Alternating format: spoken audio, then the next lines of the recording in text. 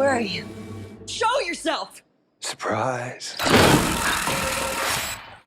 This is Brian with ScreenFiles.com in review.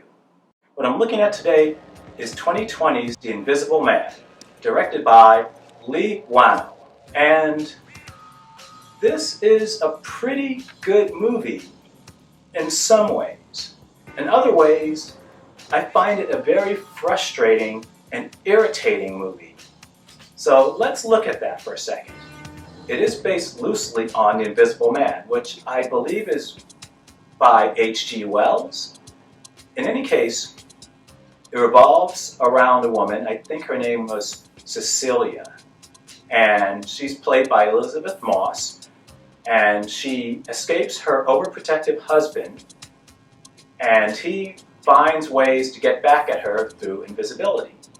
It's an interesting twist on the concept, though the thing that most bothers me about this movie, and there are quite a few, but I think what's at the top of the list is that this is not an Invisible Man movie per se.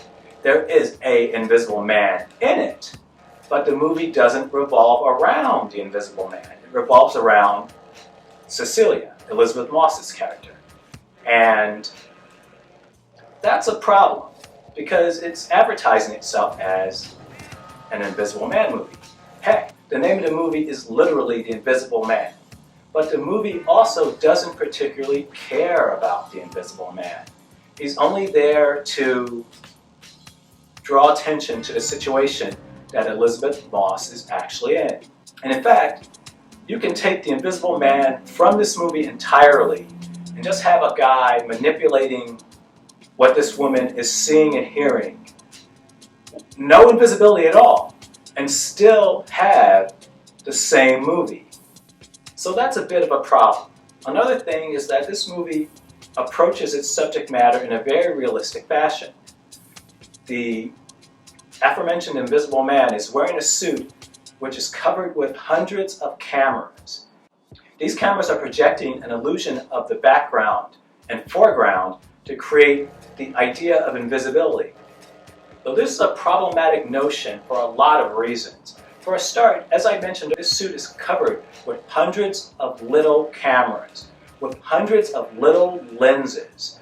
Now the thing is, if you've used a mobile phone or a 35mm camera, you know that those lenses, they shift, they focus, and they do so by moving inward and outward, though they make noise. I'm filming this on a 35mm camera, and I can hear the lenses shifting when it moves. And the same thing, now you have mirrorless cameras nowadays, but that wasn't what was depicted in the movie. It was actual lenses. So the idea that you have so many cameras on one person and it's totally silent is the dumbest idea I've ever heard. Because listen to your phone sometimes. Use your camera and actually listen to it. You can hear it. And that's one lens. Imagine 100 of them working in sync. That would be the noisiest camera on the planet. Another thing about this suit is that it's literally a perfect cloak. Now I know, it's a movie. But at the same time, the technology for this exists today. There are people and companies working on such technology, and it's not perfect. Because, as I described it, working in a movie is similar to how it would work in reality. Namely, you'd have multiple cameras filming the foreground and background, creating the illusion that nothing is there.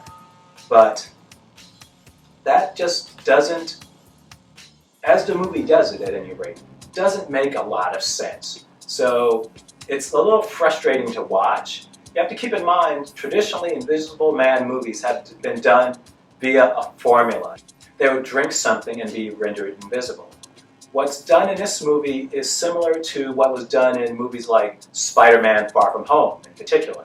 And it's not a logical approach to the material. It's not bad, it's interesting. As I said, this is not a bad movie. Well, as I said, on one level, it's not. It's an interesting approach to see, but it's frustrating because it's given more ability than it perhaps should have. And I know it's a movie and it's reaching for a potential future, but it's a frustrating one. At least it was for me. And I mentioned earlier that this isn't an Invisible Man movie. There is an Invisible Man in it, but this is not an Invisible Man movie. And to prove that point even further, in the movie it's described that what Cecilia's boyfriend is doing is optics. What does that mean?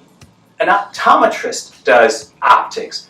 LASIK surgery could be called optics. It's such a vague term, and in this context, a meaningless one. But, you see, if your movie doesn't care about the Invisible Man, per se, then it makes sense. You're not giving it any depth, because, let's be honest, it doesn't necessarily matter to the story.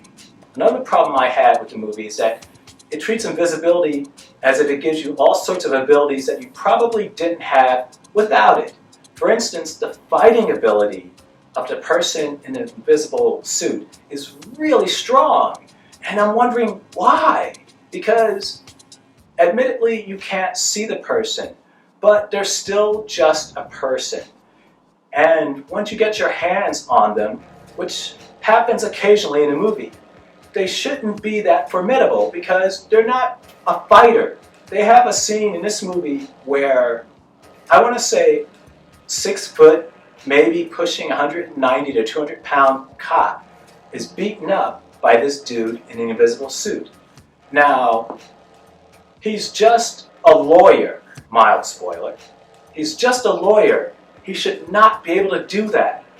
Even in the suit, once he loses the element of surprise, he should be pretty much done. And that's a problem for me because it feels more like lazy screenwriting than anything else.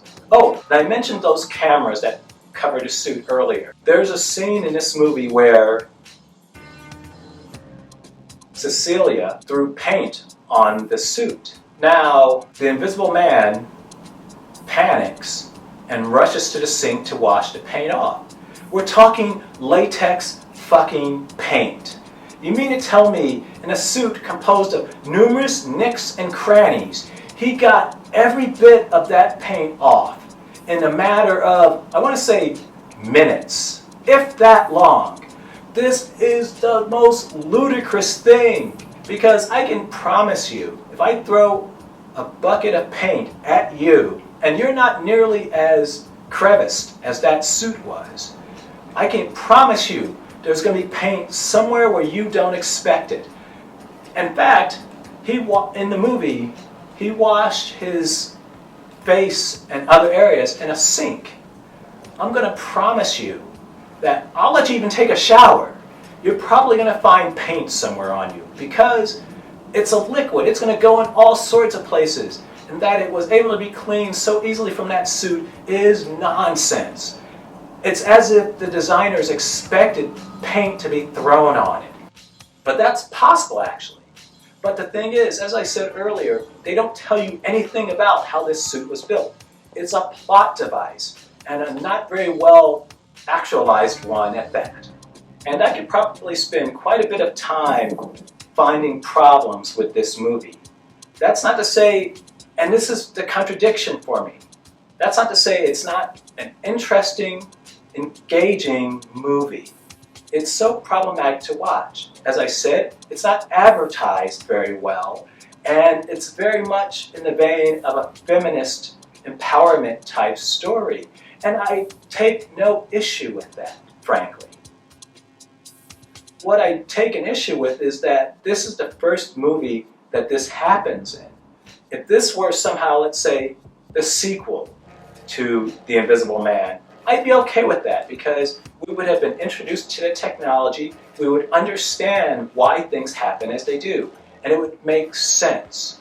As it stands, it happens, it's not a very logical movie, and it's frankly kind of dumb in some ways, which is why it's very strange for me to say, but if you haven't seen it, check it out. It's not bad.